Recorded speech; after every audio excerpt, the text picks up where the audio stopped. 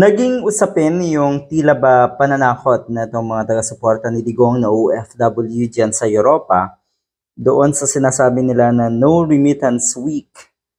Ito daw ay illegal. No remittance week. Ano daw? Yung hunger strike? Natuloy ba yon? Ano kaya ang pwede pang maisip na ng mga DDS na ito? Ano ho? Makikita nyo sa rally, yung mga nagrarally, yung mga pakalat-kalat dyan sa the Netherlands. Tignan nyo lang kung sino yung mga or anong uri yung mga taga-suporta na itong mga Duterte. Alam niya ni Sara Duterte ang bababa ng kalidad at tila ba ibinubuyo, tinuturuan pa niyang bastusin. Kasi setting an example, syempre nakikita yan itong mga DDS. Tinuturuan na pa na bastusin yung mga mainstream media, yung mga totoong reporter na naandyan sa The Hague na pinapadala ng GMA News, halimbawa ABS-CBN. Ang lala, no? Yung epekto na itong mga Duterte sa mga kababayan natin. Baliktad na ang kaisipan. At ulitin ko alam niya ni Sara Duterte. Alam nila na yung kanilang mga taga-suporta ay kanila ring mga nagoyo, kanila ring mga nauto, kanila ring mga nabudol. Masaklap yon. Yung meron kang taga-suporta, pero ang naging rason kaya sila naging taga-suporta mo ay dahil sa pambubudol niyo po. Napakasaklap niyan. Eto kasing si Cathy Binag, nagngangangal-ngal kasi daw etong nakapost na ito tungkol sa no remittance week nga na ito na kuno nga ay illegal. Ito daw ay pananakot. Pinagtatawanan daw yung mga OFW na yun nga gustong ipatupad etong no remittance week. Pinagtatawanan daw. Talaga? Anong gusto niyong gawin ng mga kababayan natin? Matuwa? Diyan sa no remittance week? Talaga naman po kasing katawa-tawa yan. Talagang katawa-tawa. At nasaan yung pananakot kung totoo naman talagang illegal etong inyong hakbangin na ito?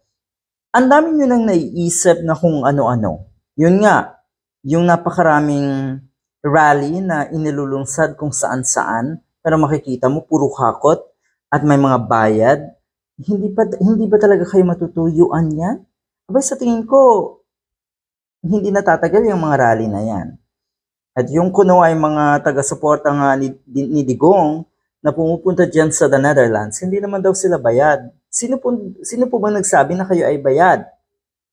At sino nakaisip na ipagsigawan nyo na kayo ay hindi mga bayad?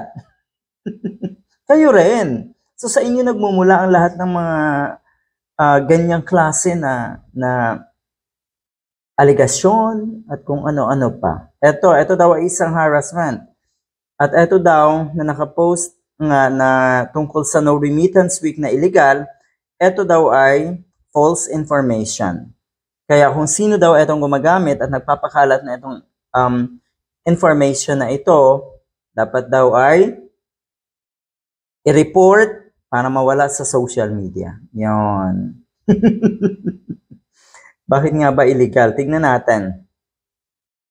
According to Executive Order 857, all OFWs were required to remit regularly, provide proof of remittances.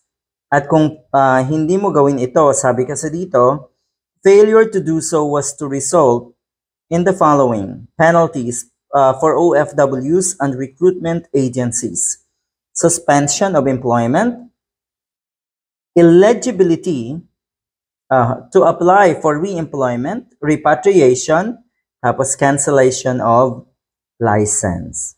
So aside from starvation, fear and uncertainty that no remittance week will inflict on the families of OFW, eto, totoo pala talaga na illegal ang gagawin ito na itong mga DDS. Pero kung talagang ayaw nyo kasing mag-remit,